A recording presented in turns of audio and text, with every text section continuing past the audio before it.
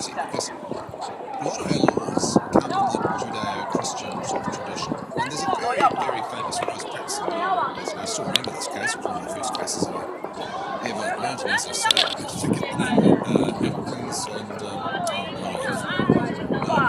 Donahue and Stevenson was the case. Donahue versus Stevenson, as the Americans would say. And it was Lord Elkins, that's right, who drew on the statement, or not the statement, but drew on the love thy neighbour once, and said, which was, basically do unto others as you would do unto yourself, not as love thy neighbour, but as you would thyself. And it's a beautiful judgment. Who is my neighbour? Well, anyone who can foreseeably be affected by my actions, and that is the foundation for our law of negligence. And so many, but then again, there will be other cultures that can point to a similar golden rule, which is that basically don't do something to someone unless you'd be happy for them to do it to you. Which is for most politically expressed in Christianity. But anyway, are we a Christian country? And if not, what are we?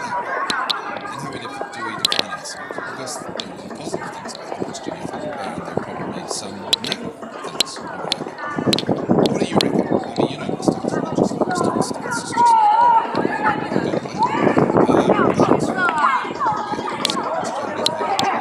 Christian missionaries and ones who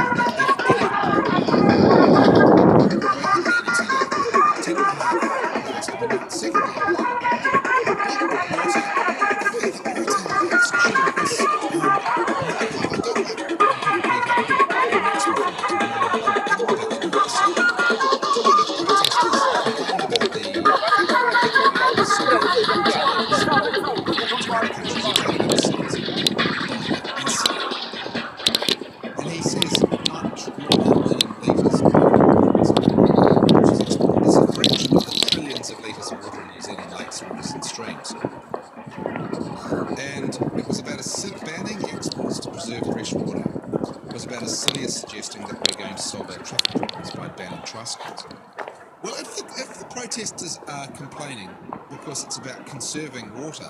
You know what? He's probably got a point. But should we be giving away a resource which clearly has value to people who buy it? Somebody takes the waters out of our aquifers or springs or whatever, and they take it overseas and they sell it and they stick New Zealand on the water on the label, and everyone goes, "We'll have some of that. Thanks very much." That's the issue. It's what it's worth. Should we? I mean. Right, but look at it this way. Saudi Arabia's got plenty of oil, but you don't see them giving it away because there's copious amounts of it. There's fewer and fewer. But is there something that we're all missing? Well, if you're arguing about preserving the resource, I don't think a few million litres going overseas is the issue. I think it's about giving away our brand for bugger all. Here, have our water. Here you go. I know you can make a lot of money out of it. Go and do it. We can't be bothered. What do you think about this? And is it something that really the government needs to do that New Zealanders? You know, one thing about New Zealanders is we're proud of there'll be those who say it's pure, we're horrible, we're evil, and we're just lying to everyone. But I think the average New Zealander is proud of what New Zealand is. We're proud of our scenery, our countryside. Yes, we do have some beautifully clean water you can drink and export. Is the government's main crime that it's actually selling the brand of New Zealand down the river, so to speak? Because if we're giving away a lot of water in that bottle and just selling it as, I guess that's not such a huge deal, but if they're selling it as New Zealand bottled water, maybe the value is in the brand. Maybe we need to sell it and say, okay, take our water, but if you want to say where it's from, then this is what it's going to cost you. What do you reckon? 0800 80 1080. Something's missing, isn't it? And finally, yep, it's, as you heard from Marcus, it's no longer a scoop. Today marks 30 years. In fact, the breakfast show this morning will mark the 30 years since Paul Holmes launched, well, they departed from the 1ZB brand, which was music, well, it wasn't talk radio anyway, it became News Talk ZB. 30 years of talk radio. So I'm throwing it open to you for your recollections and reminiscences and, the best moments, the worst moments, the funniest moments. We're going to talk radio, which is a bit of an oxymoron, isn't it? But we're going to talk radio and, I don't have the memories of it that you will have because I'm probably too young to really be interested in talk radio at that time. But I certainly have tuned in quite a bit over the years. What are the stories you'd like to share? Favourite moments? 0800 80 10 80. Lines are open. It's 14 minutes past midnight. Back in a tick. With you in the wee small hours, it's Overnight Talkback on 0800 80 1080 with New Mail. Natural supplements supporting your well-being. News Talk ZB. For 40 years, Solar Chem Roofing have been looking after Kiwi roofs, providing total roof maintenance, cleaning, repairing and applying protective coatings, using products specifically designed to protect your roof from the harsh rays of the sun and New Zealand weather conditions. Hence the name, Solar Chem Roofing. Don't get caught out this winter by unforeseen problems with your roof. Get your free inspection today. Just visit solarchem.co.nz or call 0800 12 11 11. Solar Chem Roofing, repairing, cleaning, protecting Kiwi roofs since 1976. CPN, you're gonna love our sushi. CPN, it's always fresh and healthy. There's so much choice and we'll make it your way. Check out the sushi value of the day. Chef Keiko, what's Thursday in Japanese? Mokuyobi. That must be California Roll Day. 8 delicious pieces for only $5.70. CPN, you're gonna love our sushi. Camellias, they're like the roses of winter. As tough evergreen shrubs with attractive foliage, camellias provide structure and substance to the garden all year round and can be grown with ease. Take your pick at our nursery, from tightly compact or stiffly upright, wide and spreading, willowy or tall and tree-like. Our nursery at the end of the Northwestern Motorway. Stay on Highway 16 and take the Muriwai turn off the Taha Road. Our nursery, big fun at Small prices, 8 days a week. News Talk ZB, right. It's funny, I've only been away over the weekend a bit, but it feels like forever. Got rusty with microphone positions, all sorts of things. Anyway, we're back into it, and Mike, good morning. Good morning, mate. Hey, congratulations on 30 years. Well, it's I tell you what, the three people have been around since those days, I think.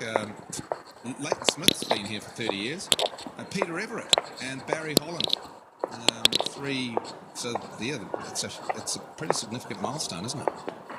Yeah, it is. Well, considering, let's see, about 30 years ago today, I was actually sitting down with my grandfather, and he turns the radio on, and the first thing that we listen to is the original guys.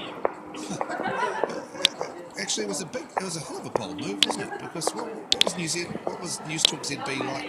Well, not News Talk ZB, 1 ZB, 2 ZB, 3 ZB, the whole lot. It was sort of music radio, wasn't it? Well, I don't really remember clearly what it was back then, but I just remember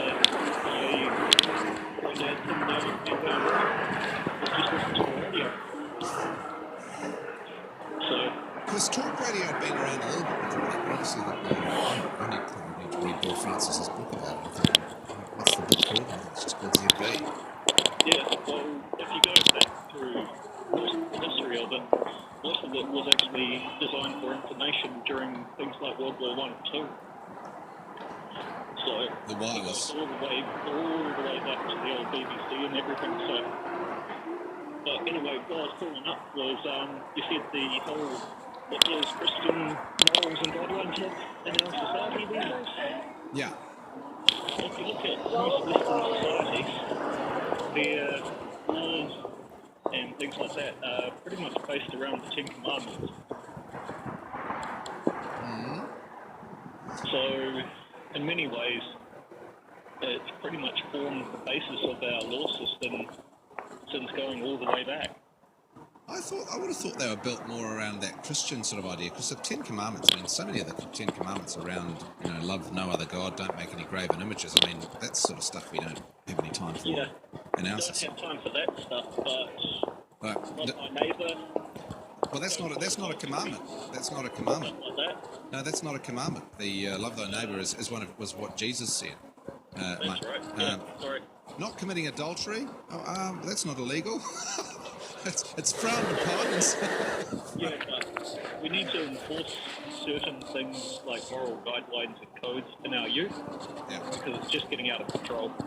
I'm actually a security officer and I do things like noise control and stuff like that.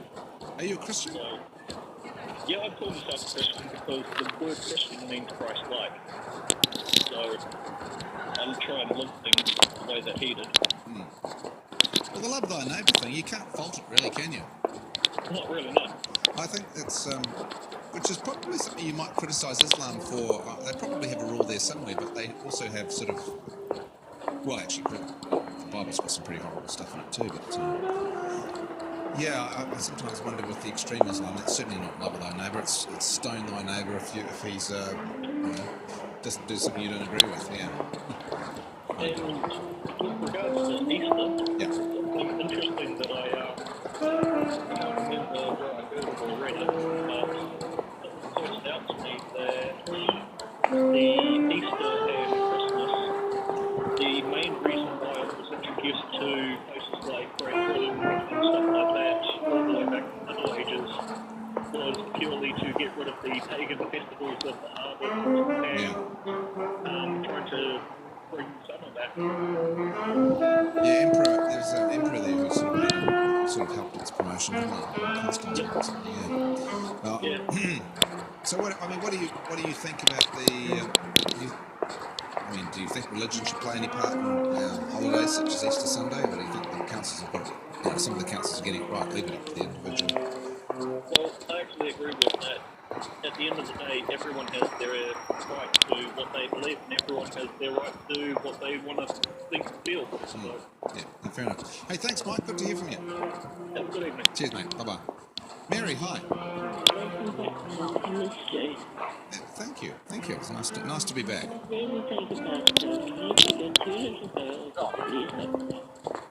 What? I was just mentioning that as I was listing the Ten Commandments. It wasn't actually on my mind. No, you just thinking. All men think that. Anyway, Easter. I think it's time to change. I think perhaps we should close on Good Friday, even just till lunchtime. But Saturday, Sunday, Monday are working days normally, and I think they should continue to be working days. So people do like to look on that as a bit of a holiday. I mean, I think if people are Christian and feel that if there's a protection in for people who say, look, it's against my religion to work that day, then I don't mind that sort of thing being protected. But for people who don't share those values, they should be able to shop till they drop, I guess. Well, if you feel strongly about it, don't shop that day. I think that the other idea is the protection of people who might be required to work that day. Because, these days, retail, it's just about 24/7, isn't it? I don't actually. I think if you can't do your shopping in 5.5 days, there's something wrong with you. Yeah, it just depends which 5.5 days, Mary. I just think it takes people away from their families. I have to say, I don't mind it when if I suddenly decide I forgot coffee, that annoys me, but I quite like it when things slow down for a day or two, and it's not because I like it from a religious point of view, it's just because sometimes it's nice for us all to take like Anzac Day. Yes. Let's do something different. And congratulations to Sedley. I've been listening to Sedley since David Copperfield. I haven't heard his name mentioned. Who? David Copperfield. He's a magician, isn't he? Well, he might be, but there could be two. David Copperfield was on about 25 years ago. And the worst host on TV, I'm going to name him, was Crittenden. He was dreadful. He was rude, impertinent. On TV or radio? Your station. On radio. Oh, ZB. Sorry, I thought you said TV. Please try to forget him. He was so bad. Well, I guess we'll... Everybody. He was rude to everybody. Yeah, I think that's the thing. You can be rude every now and again, just not as a default setting. And get away with it, but not it's pretty cool. Yeah, if you're going to be rude, try and be funny at the same time, I always think. Yeah. Hang up there. Yeah. What else is to talk about? Where have you been? Oh, I had a big concert that I've been working for months, which was with the Auckland Philharmonia down in Rotorua at Lakeside, and with Simon O'Neill, who's an international superstar opera singer, Annie Crummer, Jason Kerrison, the Koi Boys, myself, and Ali Harper, an amazing circus act called the Dust Palace, who did this aerial stuff that just made your eyes water. It was phenomenal. It was, but it's been about six months' work. So I was. Sorry? I thought you did that a few months ago. No, I started working on it a few months ago, and it happened on the weekend. And as we know, the weather was horrific. So the trust made the very brave decision to move it into the event centre, which still seated 4,000 people. We got rid of 3,500 tickets in 45 minutes. And that was pretty good. Yeah, so I'm sort of coming up for air on that. It was great, a great occasion. Well, you sound relaxed. You sound revitalised. Yeah, I probably am actually. It's really fulfilling. So yeah, it's been nice to do a bit of music. Get involved in that again. Hasn't been the same without you, Jim. Oh, thank you, Mary. Did you keep Jim company last night? Yes, he's very nice, Jim. Jim's lovely. He's a good guy. He spent Thailand for 2 weeks. Yeah, no, I love Jim. He's, in fact, he sat in with me a few times and vice versa while he was committee for it. But he's a very experienced radio man. He's been involved in radio for donkey's years. As on the other side of the microphone, but now, yeah, love him. Remember him from Terry's show? He used to answer. Yeah, lovely boy. Hey, good to hear from you, Mary. Good to hear from you too, and you keep up the good work. Thanks. Okay, bye-bye. Yeah. Bye-bye. Steve, g'day. Yeah, Tim. Welcome back. Thanks. Just mainly ring up to talk about the Easter thing, but if I may on the water as well, just briefly. Yeah. I think if someone's going to be selling the New Zealand brand overseas, that brand belongs to our country, and we should be copping a ticket on that. The idea that we're somehow selling a few million litres of water overseas and therefore we're going to run out of fresh water, anyone who thinks that must be absolutely horrified with all of that fresh water that just empties out rivers into the sea all the time. Oh my God, we're hemorrhaging! Somebody stop it! Sandbags. No, you're right.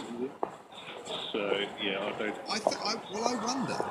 I wonder, Steve, do you think the fact that that's how, is that seriously I thought they were protesting about just the idea that we were giving a resource that is valuable, and we're doing it for nothing, we're not putting a decent price on it. If that is the premise of their protest, all for them and completely support it, but I seem to hear this talk every now and then of it's a finite resource and we don't have that much fresh water and we can't just give it away because we need it. And it kind of rains a lot in this country, so... I think if it's about just the scarce resource, I think that's a misguided thing. The thing that offended... In fact, I'd be keen to know what is it that people, if you're protesting, what is it? Is it about the scarce resource, or is it about us just giving things away that are worth something? Yeah, there are places in New Zealand where it's a scarce resource, but for the country as a whole, absolutely not.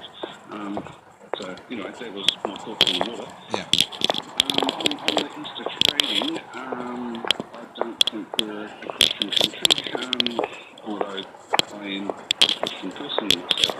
I don't think that's the case for the country. I think that one of the absolute fundamental tenets of Christianity is that God wants people to follow him because they choose to, not because they have to. Nobody wants somebody that says, I don't want my kids to love me because I'm going to hit them with a stick if they don't. I want them to love me because they choose to. Well, they should need to get rid of that "you're going to hell" thing then, don't